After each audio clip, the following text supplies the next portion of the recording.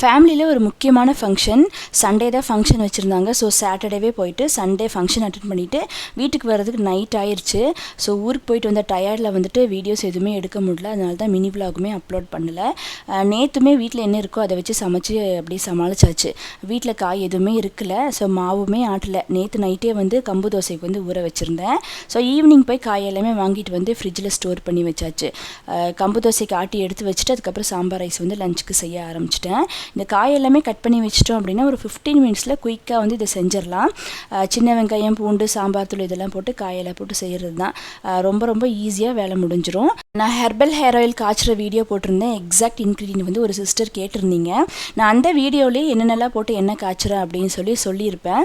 இந்த மெத்தடில் இந்த டைம் தான் ஃபர்ஸ்ட் டைம் காய்ச்சுறேன் அப்படிங்கிறனால நான் 1 மந்த் யூஸ் பண்ணி பார்த்துட்டு இதோட பெனிஃபிட்ஸ் எப்படி இருக்குன்னு பார்த்துட்டு உங்களுக்கு வந்து எக்ஸாக்ட் இன்க்ரீடியன்ட் வந்து கண்டிப்பாக வந்து சொல்கிறேன். நாளைக்கு இன்னொரு விளாகில் பார்க்கலாம். பாய்.